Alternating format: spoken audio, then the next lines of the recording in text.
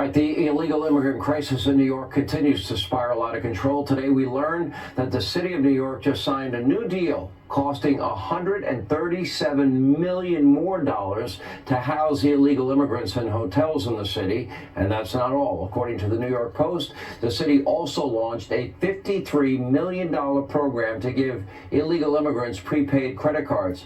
I don't think our vets have ever gotten treatment like this.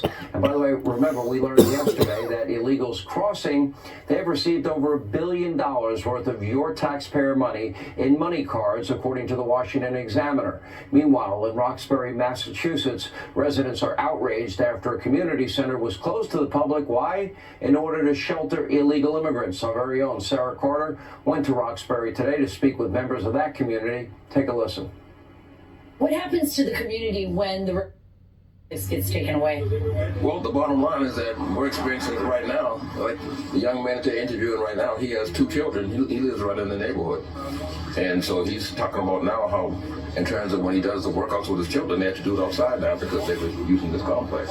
So he's a prime example of what you're actually talking about right now.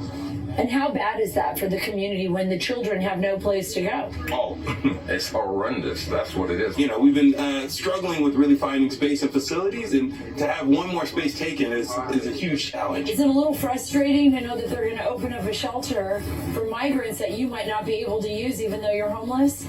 Yes. How does it make you feel? Well, sad. Yeah. Because I mean, if I'm homeless, why can I be in there too? Like, well, anybody can be in there if they're homeless. Why just migrant? Like, I mean, people that just from out of state, a lot of out of the country. Is it surprising to you? It's kind of surprising that they're coming to Roxbury. That's the thing that's surprising, is because like we don't even have stuff for us. All right, here with Reaction Fox News contributors Tammy Bruce, Joe Concha. So, Tammy, let me see if I understand this week. What have we learned? That you could be a group of illegal immigrants in the country illegally. You can beat the hell out of cops. You can get out of jail in seconds, no bail laws. Then you can make your way to the sanctuary state of California. And in the meantime, if you have to stay in New York, you're going to stay in a free hotel with a prepaid credit card, courtesy of the federal taxpayers and New York taxpayers. Wow, you can't make that up. Yeah, look, that's Joe Biden's America. This is the Democrats' America. They have complete control over the state of New York and over New York City. And this is what they do. They can't blame it on fights over policy. There are no fights. This is what they've created. It is a result of policy. By the way, 1 out of every 83 New Yorkers, American citizens, are homeless in this city. And it is now projected for the illegal alien migrant community that the New York City will be paying about $10 billion through the summer of 2025 to take care of them. So these are choices that are made. We are being told that American citizens they come last, that you don't matter, that the women and children living on the streets of New York who are American citizens are secondary if they even enter into the equation. They're certainly not getting money cards. I mean, this is a cover-up of huge proportions, Sean, by handing out money, hiding them in hotels, no bid dynamics, feeding them 3 squares a day. They think they're going to keep it quiet, and then you get the attack on the New York Police Department. My question becomes, and all of our question has to be, who were these young men? And I would argue that, in fact, this is a creation of the attitude of what they walk into in this country.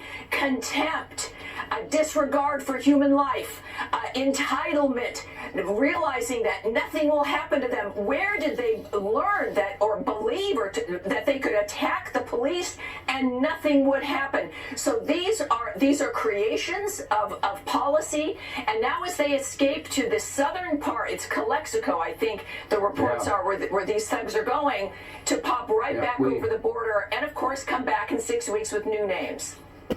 And when you get out on bail with no charges and get to go to California, you get to flip the bird or a double bird at photographers on the way out of jail free. You know, how do people live in a place like that?